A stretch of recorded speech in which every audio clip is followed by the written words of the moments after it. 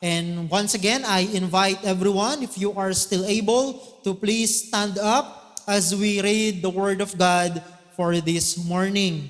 And I invite you po to open your Bible to 1 Timothy chapter 6, 17 to 21. 1 Timothy chapter 6, 17 to 21. Ito na po ang huling sermon natin sa sulat ni Pablo kay Timoteo. Kung nahanap nyo na po ang ating passage, 1 Timothy chapter 6, 17 to 21. I will read the Word of God aloud and follow along with me as I read to you God's Word. Ito po ang sinasabi. 1 Timothy chapter 6, 17 to 21. As for the rich in this present age, charge them not to be haughty, nor to set their hopes on the uncertainty of riches, but on God, who richly provides us with everything to enjoy. They are to do good, to be rich in good works, to be generous and ready to share, thus storing up treasure for themselves as a good foundation for the future, so that they may take hold of that which is truly life. O Timothy, guard the deposit entrusted to you. Avoid the irreverent babble and contradictions of what is falsely called knowledge. For by professing it, some have swerved from the faith. Grace be with you. May the Lord add blessing to the reading of His Word. Kayo po'y makakaupo na. Tayo po'y magsimula sa isang panalangin. Amang banal, salamat po sa umaga na ito. Salamat sa mayamang pagtuturo mo sa amin, sa liham ni Apostol Pablo kay Timoteo. Pagpalain mo kami, Panginoon, as we conclude this sermon series on the letter of Paul to Timothy. Ihanda mo rin ang aming mga puso sa mga susunod po naming pag-aaralan. Maluwalhati po nawa kayo, iligtas mo ang mga wala kay Kristo at patatagin mo ang pananampalataya ng mga na kay Kristo na. Ito po ang aming panalangin sa pangalan ni Jesus. Amen. At ngayong umaga, ang pamagat po ng huling mensahe natin mula sa sulat ni Apostol Pablo kay Timoteo ay true and eternal riches. True and eternal riches. Yan na po ang ating last sermon sa ating sermon series na ang pamagat naman ay The Church, the Household of God. Alam nyo mga kapatid, ang Christian life po ay isang buhay ng pananampalataya, pagtitiwala at pag-asa sa Diyos. Our life as believers is a total dependence on God for everything, including our daily necessity. Kung ikaw ay isang mananampalataya, kung ikaw ay isang anak ng Diyos, tinawag ka niya para maniwala, magtiwala at manampalataya sa Kanya sa araw-araw ng iyong buhay. At kapag sinabing dapat tayong sumampalataya at magtiwala sa Kanya, kasama po dito ang lahat ng bagay. Especially yung mga bagay na kailangan natin para mag-survive sa ating buhay bilang mga tao. Christian believers are called to put their hope in God and not on the uncertainties of earthly riches. Maliwanag po sa mga binasa nating talata na yan ang nais ni Apostol Pablo sa mga mananampalataya. Yan ang nais ni Pablo na dapat na ituro ni Timoteo sa mga mananampalataya sa Ephesus. In this final section on his first letter to Timothy, Paul gave his final instructions to those who are rich believers in Ephesus. Obviously, dahil isang metropolis, itong city of Ephesus, madaming mga naging Kristiyano sa syudad na to ay mga mananampalataya o mga tao na may kaya. Mayayaman sila. We can see na sa simbahan na kung saan itinalaga ni Pablo si Timoteo, kinakailangan ding i-address itong grupo ng mga mananampalataya na to na pinagpala ng Diyos pagdating sa material na bagay. Evidently, the issue of money and wealth is something that needs careful consideration and teaching according to God's Word. Makikita naman natin sa Biblia maging ang pagtuturo ng Panginoong Hesus na madami siyang mga bagay na sinabi patungkol sa kayamanan, patungkol sa pera. Nais kasi ni Pablo na ang kanyang mga mambabasa ay magkaroon ng absolute confidence in their security sa kanilang relasyon sa Diyos that has been provided by the gospel. Hindi po masama at hindi kinokondena ni Pablo ang mga mananampalataya na mayayaman. Galing din naman sa Diyos ang kanilang kayamanan. Pero nais ni Pablo na sa kabila ng kanilang pagiging mayaman ay huwag silang umasa sa kayamanan na hindi naman talaga maaasahan dahil nga ito ay pwedeng mawala sa isang idlap lamang. Ang nais ni Pablo para sa mga mananampalataya na pinagpala ng Diyos ng maraming kayamanan at ari-arian is that sa kabila ng kanilang yaman, ang kanilang tiwala ay sa Diyos pa rin dapat. Lalong-lalo na, nais niya na maging sigurado ang kanilang assurance, ang kanilang security. Na sa kabila ng kanilang estado sa buhay, ang tunay nilang identity ay na kay Kristo na ipinrovide ng Ebanghelyo nang sila ay sumampalataya kay Jesus. For Paul, the true treasure and the true riches are found in Christ who is our sufficient Savior and Sovereign Lord. Nais makita ni Pablo ng kanyang mga mambabasa na ang ating tunay na kasapatan at kagalakan ay matatagpuan lamang kay Kristo. At ang kasapatan na yon ay maaasahan natin sapagkat ang ating Panginoon ay isang soberanong Diyos. Alam niyo po kasi, earthly riches are unreliable and deceptive. But the person and work of Jesus Christ provide a certain, eternal, and satisfying treasure.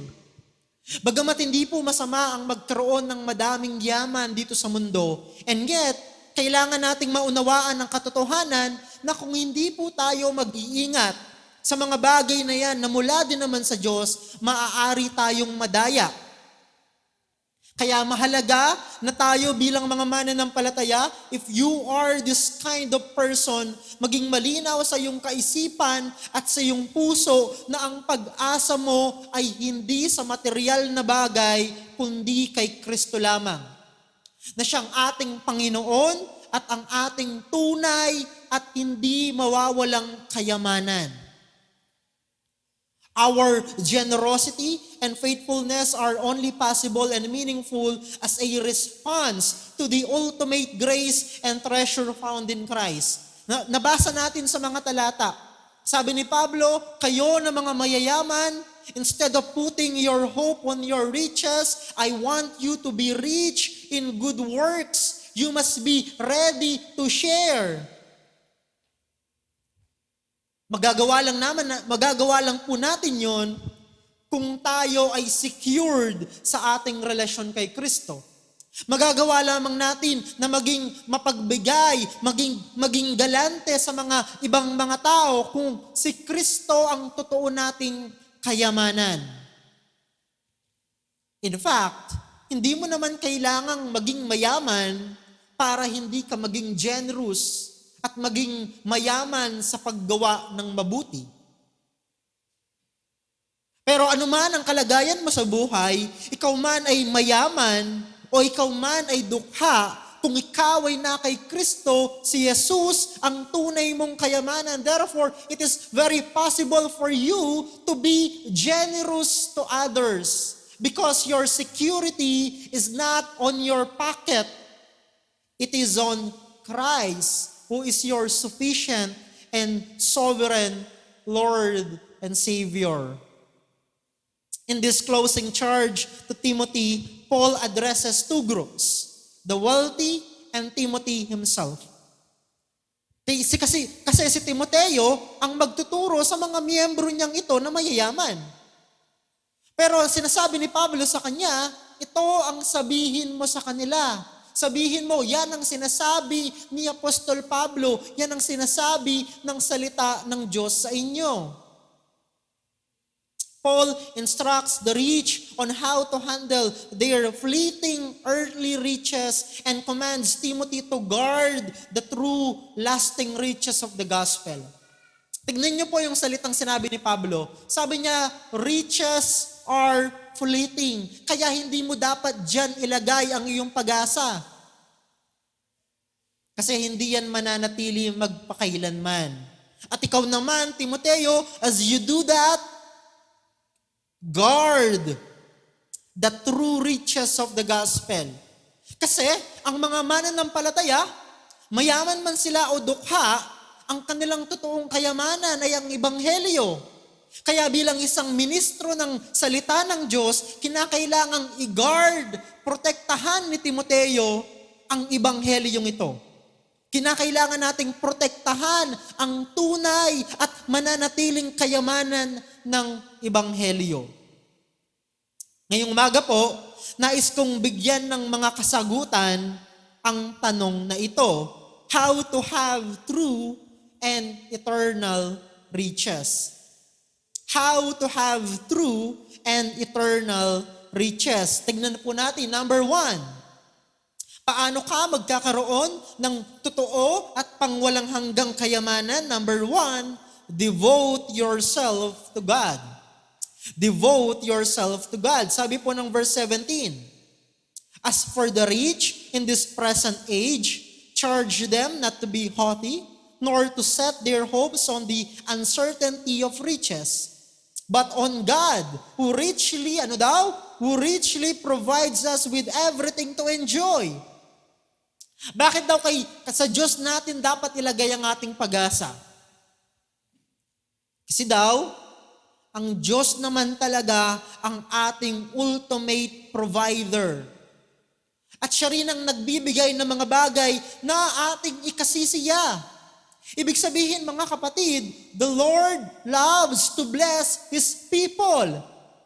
God is generous and sovereign and He is good. Therefore, magtiwala ka sa Kanya at hindi sa kayamanan. Again, hindi po kasalanan ang maging mayaman. Hindi rin po kasalanan ang mangarap na yumaman. Lahat naman gusto. Ang sinasabi ni Pablo, anuman ang kalagayan mo, mayaman ka man o dukha, you need to make sure that your hope is in God. Sabi kasi ng iba, sinusubok ako ng Diyos sa pamamagitan ng aking pagiging dukha. Tama. You will learn how to trust God kapag ikaw ay mahirap at walang ibang inaasahan kundi siya. Pero alam niyo po ba na pagsubok din galing sa Diyos? Yung pagiging mayaman? Because kapag mayaman ka, the temptation now is to put your trust on your riches instead to God. Kaya nga, merong character sa Proverbs, di ba? Si Agur. Nakalimutan ko na kung anong chapter po sa Proverbs. Ano po yun, Deacon Tony? Proverbs 30. Sabi ni Agur, 2 bagay lamang ang aking kahilingan sa Diyos. Huwag niya sana akong payamanin at papaghirapin. Kasi sabi niya, kapag naghirap ako ng sobra, baka makapagnakaw ako at lapastanganin ko ang pangalan ng Diyos. Ayoko din namang yumaman kasi baka hindi na kita kilalanin at maging mapagmataas ako. Instead, sabi ni Agur, sapat na pagkain lamang ang ibigay mo sa akin. Babalik pa rin tayo sa contentment, mga kapatid. And our contentment is Christ Himself. Paul, in no uncertain terms, instructed Timothy to charge those who are rich in this present age not to be arrogant because they are rich. Yan kasi yung constant temptation ng mga mayayaman. Temptation para sa kanila na mapagmataas, maging mayabang, maging self-sufficient. Naiintindihan natin kung ang isang mayaman ay hindi mananampalataya, talagang aasahan niya lamang ang kanyang kayamanan at talagang magiging mayabang siya sapagkat meron naman siyang karapatan na maging mayabang. Pero sa mga mananampalataya na mayaman, na pinagpala ng Diyos ng material na bagay, they must put their hope on God and not on the uncertainty of riches. If the Lord has blessed you materially, if the Lord made you wealthy and rich, ito ang sinasabi ng salita ng Diyos sa iyo. Put your hope in God.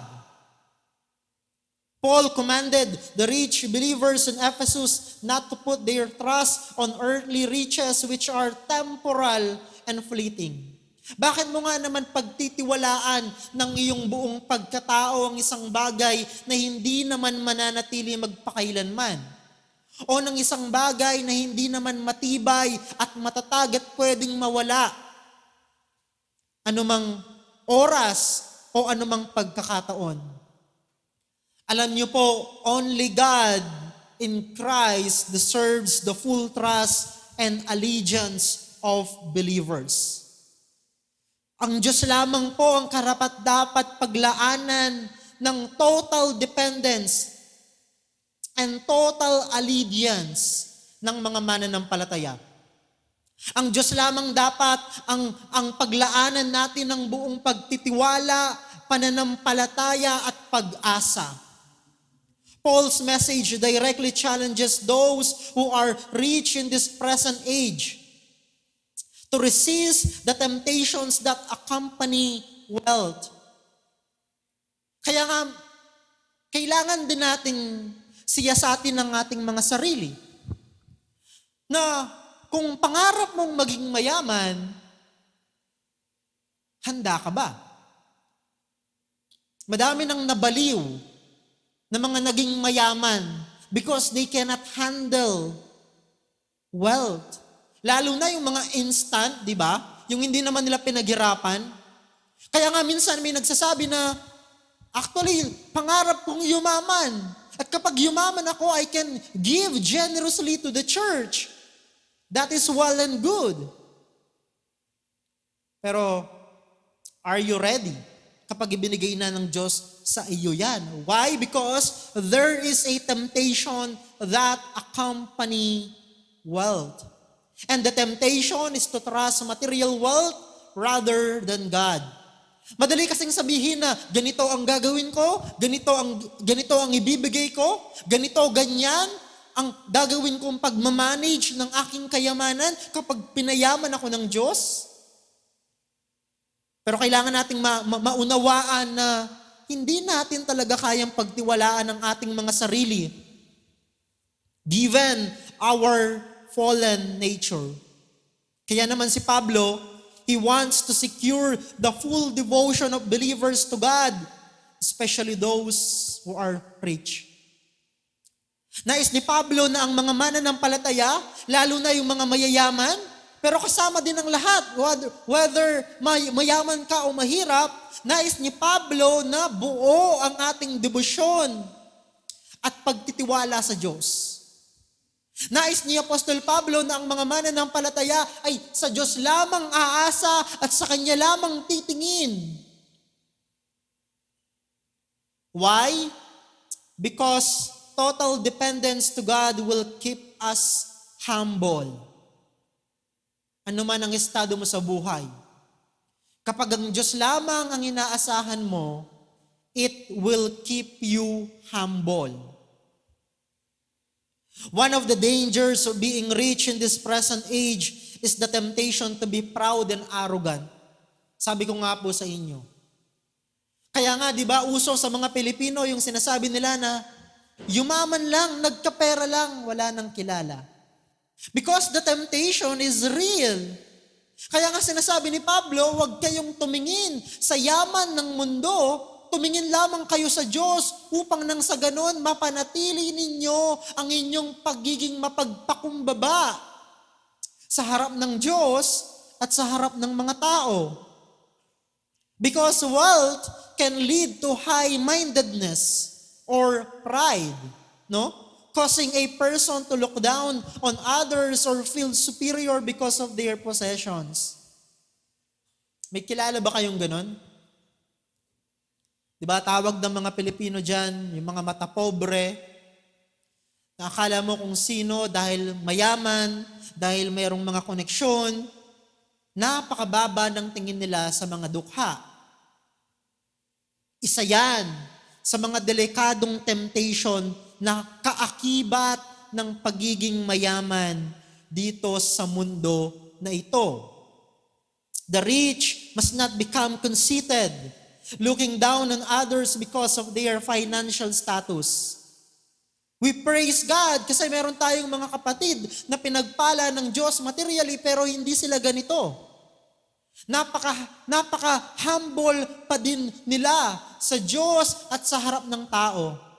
Pero madami din ng mga taong ubod ng yabang dahil sa dami ng kanilang pera at dahil sa dami ng kanilang kayamanan. Kaya nga nais ni Pablo na ang mga mananampalataya ay matutong magtiwala sa Diyos kay Kristo. Nais ni Pablo na ibigay lamang ng mga mananampalataya ang kanilang lubusang pagtitiwala at pag-asa sa Diyos lamang. Alam niyo mga kapatid, our worth and our identity comes from our right standing before God as His justified and beloved children, not on our financial status.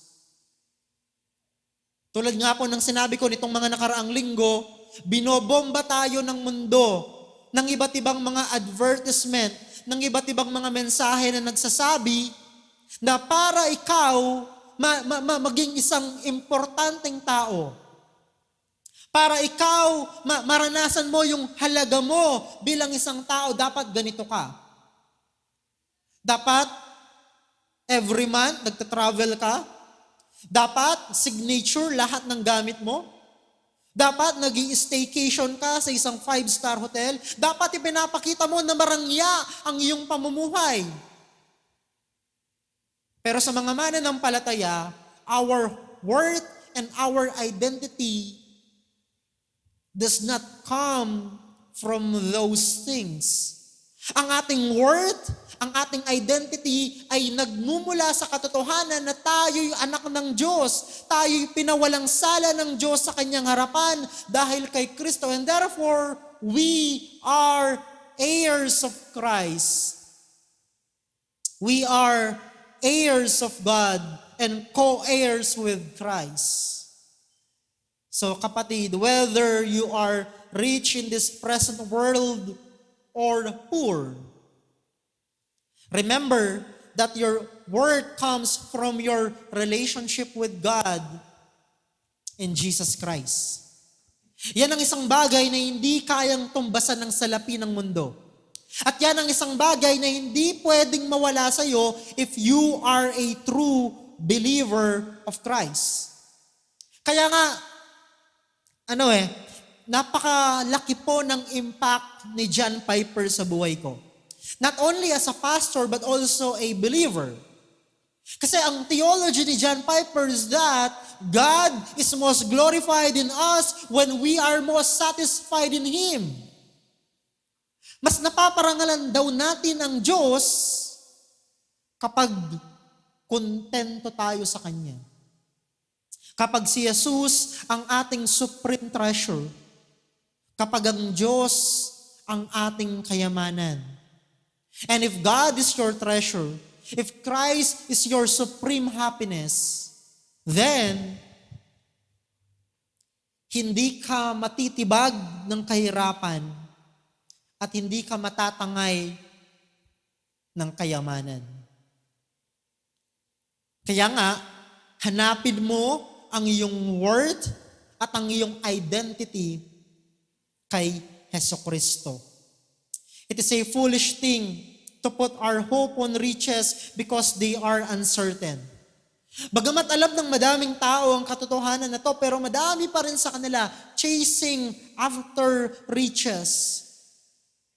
They can be gone in an instant, sometimes without any prior notice. Remember Job? Ang yaman-yaman niya. Pero in an instant, lahat ng kayamanan niya ay nawala. Why is that? Because God can do that if that is what pleases Him. You see, hindi talaga tayo pwedeng maging mapagmalaki sa harapan ng Diyos. Hindi talaga tayo pwedeng magmayabang sa Kanya at sabihin natin na kaya natin ang lahat ng bagay na hindi natin siya kailangan. God is sovereign. He can do what He pleases. Kaya Kanyang payamanin, kaya ka din niyang papaghirapin. Kaya nga napakahalaga ng sinasabi ni Pablo dito na ang mga mananampalataya, especially those who are rich in this present age, na huwag magtiwala sa kanilang kayamanan, kundi sa Diyos lamang. Remember, God is our ultimate provider. And He loves to lavish His children with good gifts. Mabait po ang ating Panginoon. Hindi po siya kuripot. Generous at mabuti ang ating Diyos. He loves to give good gifts to His children. Ang problema lang natin is that masyado nating nililimitahan ang blessing ng Diyos na akala natin maituturing lang na pagpapala kapag kayamanan o kapag material na bagay. Alam niyo, isa sa mga biro ko is that, actually hindi biro kasi totoo namang nangyayari. Madali po akong makatulog. In a seconds, naghihilik na ako. That's true. Nung una, sabi ko, normal ba yun? But then again, meron akong mga nakakausap na napakahirap para sa kanila ang makatulog. Siguro yung iba sa inyo, ganun. I mean, kahit masandal lang ako sa pader, I can sleep. And to me, that is a blessing. Kasi madami ang mga tao that are deprived of sleep. Hindi ba yun isang mabuting regalo mula sa Diyos? And minsan sinasabi ko, actually pangarap kong magka-eye bags. But then I realize, hindi, wag na. Kasi blessing yan from the Lord. You see, anong point ko mga kapatid? May mga bagay na saganang ipinagkakaloob sa atin ng Diyos na hindi natin napapansin because we are so preoccupied with things that are not really blessing kung tutuusin. Lagi kasi nating ini-equate ang blessing ng Diyos sa kung anong nakikita natin sa social media. Hindi ba pwedeng gawin pagpapala ng Diyos ang kayamanan? Of course. Ang sinasabi ko lang, hindi lang yon ang form of blessing from God.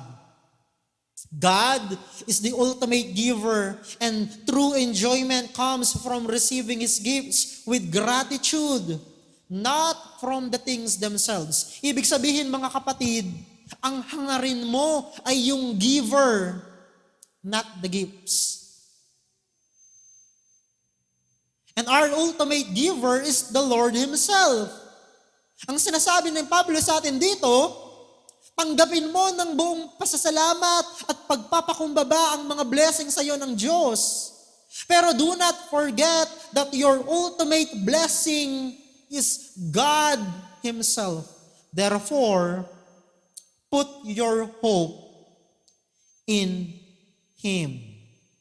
That is point number 1. Dumako tayo sa point number 2. Point number 2, dedicate yourself to good works. Dedicate yourself to good works. Ito yung utos ni Pablo sa mga mayayaman. Verses 18 to 19, sabi niya, they are to do what? Good. To be rich in good works. To be generous and ready to share. thus storing up treasure for themselves as a good foundation for the future, so that they may take hold of that which is truly life. Sa tingin nyo, bakit madaming mga tao na nahihirapang gumawa ng mabuti? Bakit madaming mga, sabihin na natin, bakit may mga Kristiyano na kahit naman able sila financially, ang hirap para sa kanila na ibigay o ibahagi ang kanilang kayamanan sa simbahan? Bakit kaya ganon? Kasi, ang isip nila, kawalan yun para sa kanila. You see, ito yung problema kapag ang ating thinking ay influence ng mundo at hindi ng Biblia. Sabi ng mundo, kailangan kapag nagbigay ka, kapag nag-invest ka, merong ROI. Kailangan yon kung negosyante ka. Hindi masama yon. Pero alam nyo ba na in the heavens, in the economy of God, there is such a thing as ROI.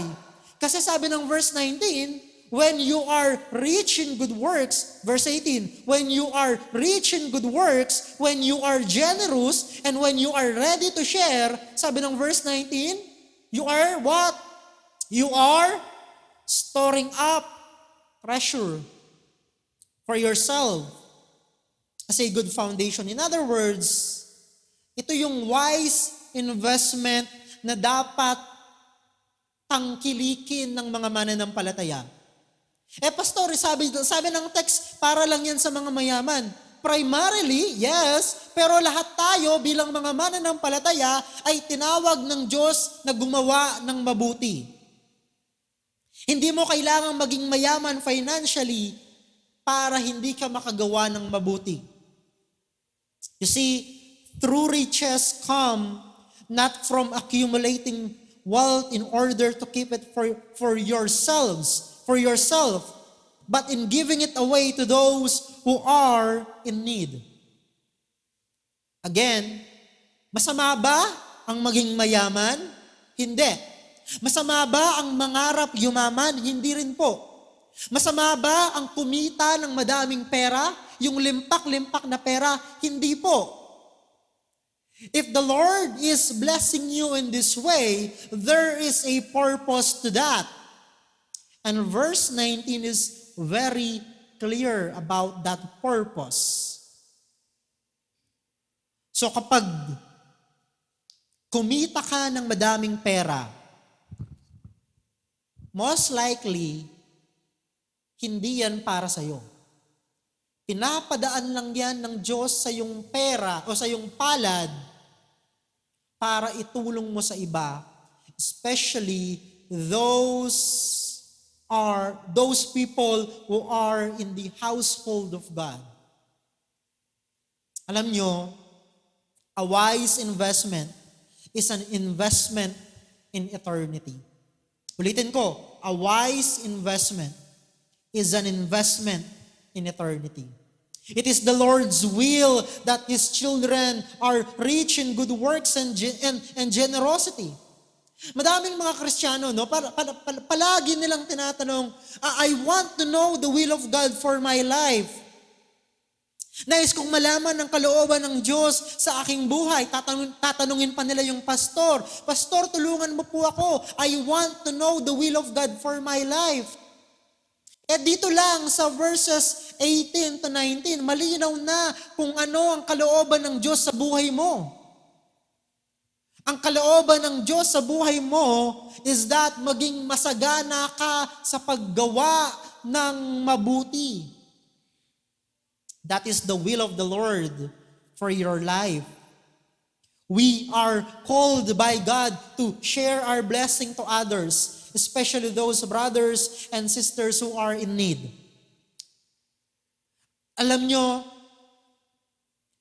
ang pangunahing object ng ating paggawa ng mabuti ay ang ating mga kapatid kay Kristo. Hindi masamang tulungan ang hindi mga mananampalataya, pero according to God's Word, your primary priority when it comes to good works is your brothers and sisters in the Lord. Lalong-lalo na yung mga nangangailangan talaga. Kaya nga, di ba, in-address din ni Pablo sa letter niya kay Timothy, yung mga widows, na dapat sila suportahan ng simbahan. Pero, saan ba nagmumula usually yung resources ng simbahan na gagamitin niya para ipangtulong sa mga widow? Diba? Sa mga believer din. Sa mga Kristiyano din. Especially the believers na merong kakayahan na tumulong financially. So sinasabi ni Pablo, maging mayaman kayo, maging handa kayo sa paggawa ng mabuti, sapagkat ang paggawa ninyo ng mabuti ay madaming pwedeng matulungan sa loob ng simbahan. If you are rich in this present age, there is a reason why the Lord has made you rich. Kung meron po sa inyo na ganito, I hope na by now, alam nyo yung dahilan ng Diyos kung bakit kayo niya ginawang mayaman. The Lord has made you rich because He wants to use you to bless others. God has richly blessed you in material wealth so that you can be His channel of blessings to others and to the church. So, kung prayer mo kay Lord, na payamanin ka niya, na i-bless niya ang iyong career, i-bless niya ang iyong negosyo, at kapag ginawa yun ng Panginoon, ito ang buhay mo. You must be rich in good works, be generous, and ready to share. Pero again, tulad po ng sinabi ko kanina, hindi lang yan para sa mga mayaman. Para yan sa lahat ng mananampalataya, anuman ang estado nila sa kanilang buhay. Because whether you are a rich Christian or a poor Christian, we are called by the same Lord to do good works. And when you do good works, kahit na alam mo na magsasakripisyo ka, kasi hindi ka naman mayaman, you will see the hand of God providing for your needs. Hindi ka ipapahiya ng Diyos sa pagsunod mo sa Kanyang kalooban. At kung mayaman ka naman, at iniisip mo na kung itutulong mo ang ganitong portion ng iyong pera para sa iba, iniisip mo na yun nga, walang ROI, trust the Lord that He will bless your endeavors. Ang mahalaga, susunod ka sa Kanyang kalooban. And alam niyo mga kapatid, the antidote to the dangers of wealth is not to abandon it. Yung iba kasi napaka-extreme nila kung nagmayaman sila tapos naging Kristiyano, no, dahil mali yung pagtuturo sa kanila, they will abandon their riches, they will abandon their businesses. Kasi para sa kanila, mas banal daw yung mahirap, no, mas banal daw yung tubig lang at tinapay yung kinakain. Hindi po. Hindi ganun yun. Hindi ka mas banal kung mahirap ka at hindi ka rin naman mas pinagpala kung mayaman ka. What is important is that you are obeying God.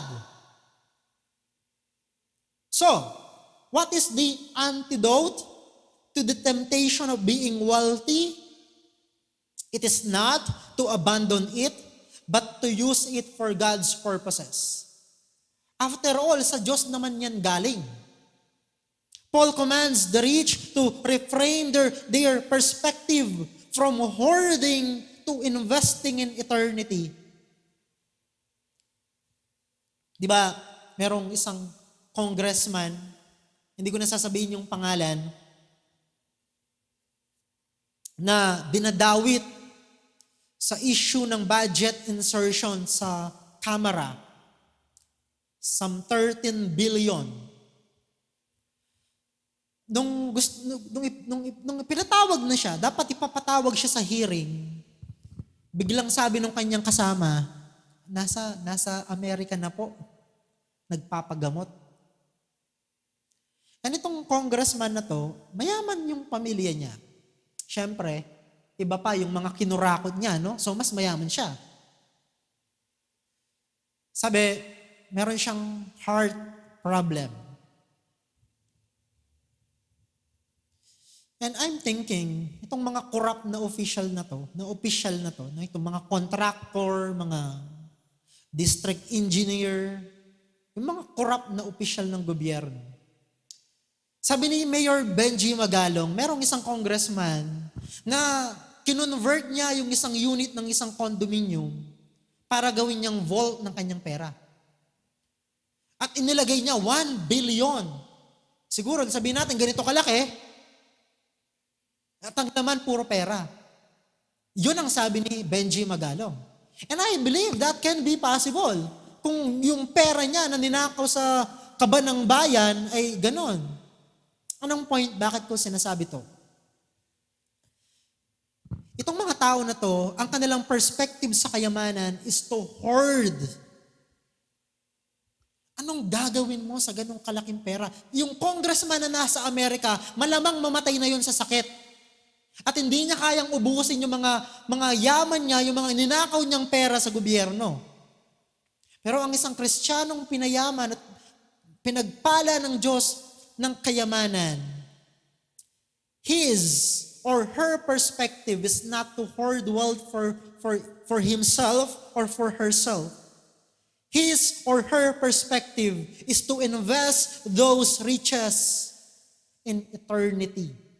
At paano niya gagawin yon? Maging sagana siya sa mabuting gawa. So rather than seeking to be rich in money, believers should seek to be rich in good works. Again, kapatid, hindi mo kailangan maging mayaman muna para magawa mo yung mabuting bagay. Huwag mo nang hintayin pa na kailangan payamanin ka muna ni Lord. Ngayon pa lang, maging mayaman ka na sa mabuting gawa. Because that is a wise investment in eternity. And this mindset counters the natural temptation toward selfishness and materialism. Kapag ang mindset mo is that I am complete in Christ, Christ is my all-sufficient treasure, He is my supreme happiness. Ano ngayon ang tingin mo sa pera? It's just that, money. Therefore, you can give it away. Hindi na mahigpit ang kapit mo sa kayamanan because ang meron ka ay yung totoo at nananatiling kayamanan na si Hesukristo. So mga kapatid, being rich in good works is the proper pursuit rather than earthly riches. This involves using God-given resources to do good for others, evidence of overflowing gratitude for God's gift of eternal life. Yan yung ultimate blessing na ibinigay sa atin ng Diyos, ang kayamanan ng buhay na walang hanggan na hindi na mawawala sa atin. At yung ating mabuting gawa para sa iba ay hindi upang tanggapin tayo ng Diyos sa kanyang kaharian. We have already been accepted because of Christ. At yung paggawa natin ng mabuti ay overflow ng ating pagpapalang tinanggap sa Ebanghelyo ni Kristo. So while good works are not the basis of our salvation, they are the necessary fruits of our justification and redemption. Pansinin niyo po yung ginamit kong salita. They are the necessary fruits. Ibig sabihin, kung totoo kang mananampalataya, hindi pwedeng hindi ka gumagawa ng mabuti. Because good works are the necessary fruits of your salvation. If you are truly saved, you will be rich in good works, especially in the form of sharing to others. Our acts of generosity to others is also an expression of our faith to the promise of God regarding our future inheritance with Him. Kapag sagana ka sa mabuting gawa, kapag ready ka na magbahagi ng mga pagpapala mo sa mga nangangailangan, kapag gusto mo na tumulong sa iba, kahit pa ang ibig sabihin nito ay kailangan mo magsakripisyo, ito'y pagpapahayag din na naniniwala ka sa mga pangako ng Diyos. At ang kanyang pangako sa atin is that we have an eternal inheritance in Him. Tayo na mga mananampalataya, tayong lahat ay tagapagmana ng kaharian ng Diyos. And when we do good works here on earth, kinikilala natin na we are after that true inheritance. We are after on that true riches in the kingdom of God sa muling pagbabalik ni Jesucristo. Kaya nga sabi ni Jesus in Matthew chapter 6, 19 to 21, sabi po niyan, I think nasa screen, no? Tignan niyo po, sabi, do not lay for yourselves treasures on earth, where moth and rust destroy, and where thieves break in and steal. But lay up for yourselves treasures in heaven, where neither moth nor rust destroys, and where thieves do not break in and steal. Verse 21, bakit ganito yung sinabi ni Jesus? For where your treasure is, there your heart will be also. So let me ask you, where is your treasure? Where is your treasure? Let's go to point number 3 and last, disentangle from false teaching by guarding the faith. Ito naman yung specific na tagubilin ni Pablo kay Timoteo bilang isang pastor. Disentangle from false teaching by guarding the faith. Sabi ng verses 20 to 21, O Timothy, guard the deposit entrusted to you. Avoid the irreverent babble and contradictions of what is falsely called knowledge, perhaps Gnostic philosophy. Verse 21, for by professing it, some have swerved from the faith. At anong sabi niya? Grace be with you. Anong ibig sabihin nito? Anong ibig sabihin ng guard the deposit entrusted to you? Probably it refers to the entire letter of 1 Timothy. Gospel doctrines and the ministry entrusted to Timothy in Ephesus. So sabi ni Pablo kay Timoteo, bantayan mo ang mga bagay na to. Yung 1 Timothy, yun kasi yung kanyang instruction, yung kanyang manual para para pangunahan at pangasiwaan ang mga simbahan sa Ephesus. And in light of false teaching and the threat of false teachers, sabi ni Pablo, guard the deposit entrusted to you. As a minister of the gospel, Timothy must guard the faith against errors and false teachers, and he must flee any philosophy or ideology that contradicts the gospel. Ang isang mahusay na tagapagturo ng salita ng Diyos, ang isang mabuting ministro ng Ebanghelyo, ganito ang mindset niya sa kanyang buhay. Ito ang kanyang misyon at direksyon ng kanyang ministry.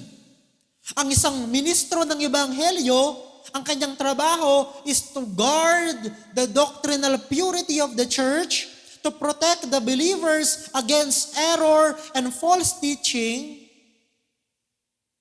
and he must flee any philosophy or ideology that contradicts the gospel.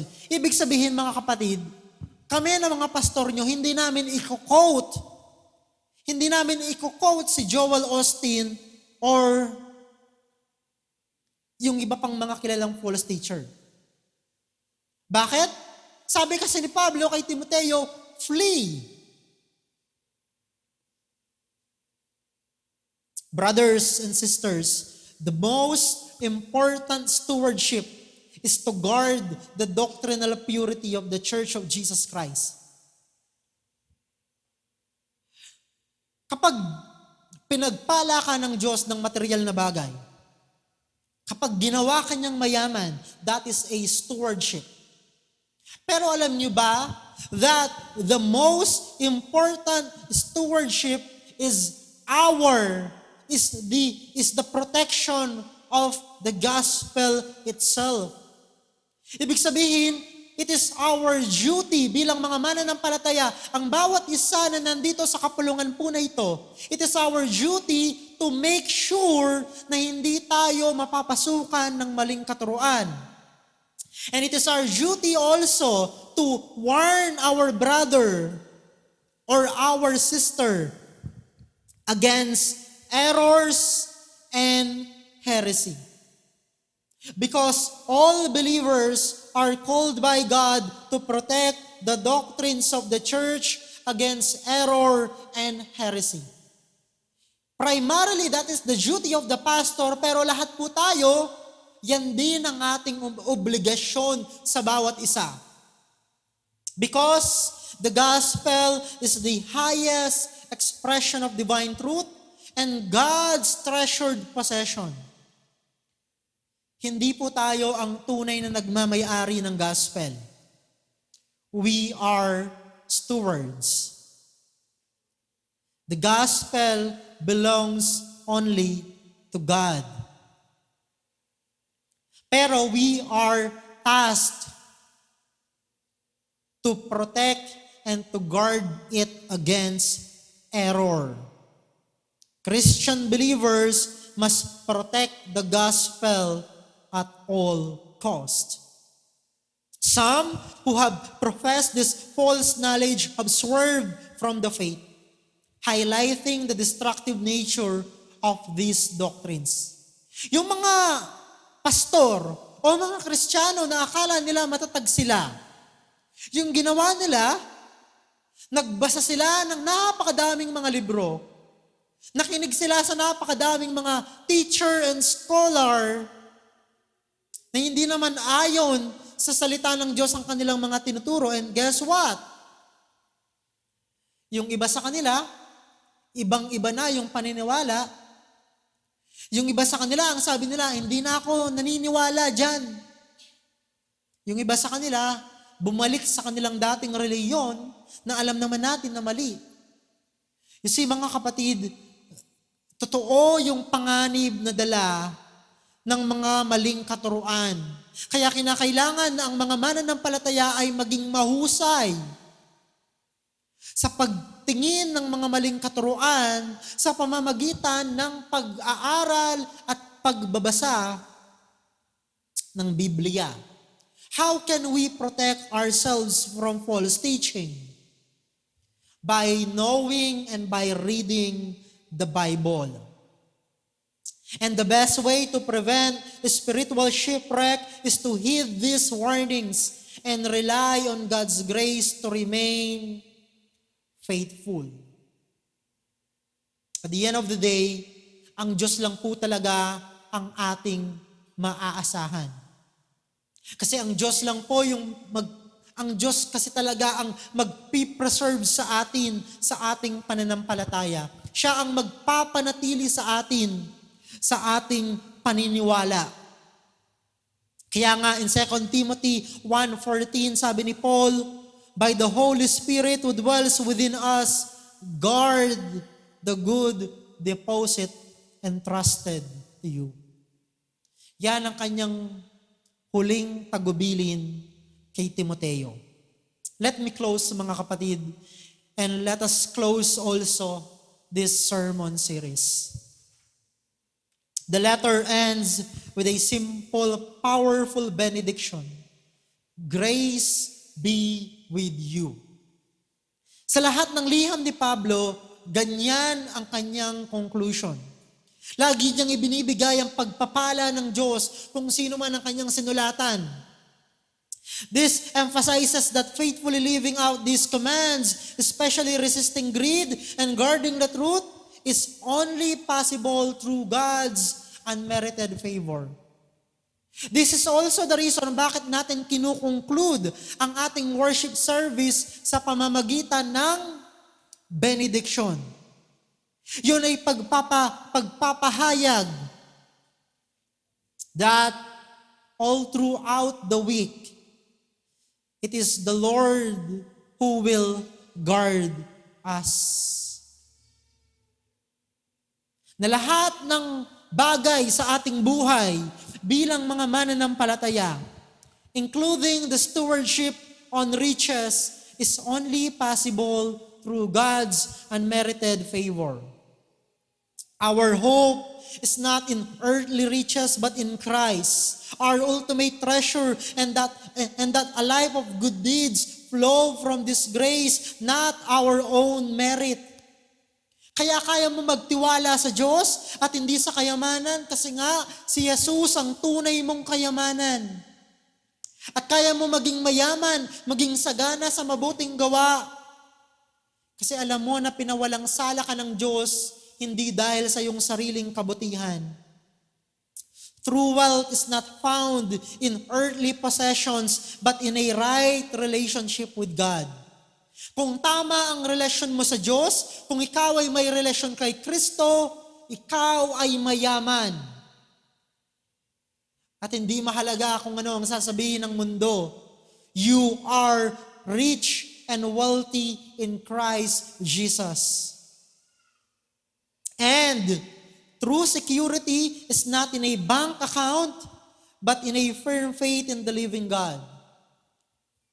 Praise God kung madaming laman ang inyong mga bank account. Pero remember na hindi yan ang security mo bilang isang Kristiyano. And the goal of a Christian is not to gain worldly treasures, but to lay hold of eternal life by being rich in good deeds and guarding the precious deposit of the gospel. So mga kapatid, as we conclude this letter and as we conclude this sermon, we must guard the true and lasting riches of the gospel entrusted to us by rejecting false teachings and embracing God's word. Nawa sa pagtatapos po natin ng pag-aaral ng sulat ni Pablo kay Timoteo, ma-realize po natin kung ano ang ating totoong kayamanan kay Kristo. At panghawakan natin, yakapin natin ang ating totoong pagkatawag mula sa Kanya. And that is rejecting false teachings and embracing God's word.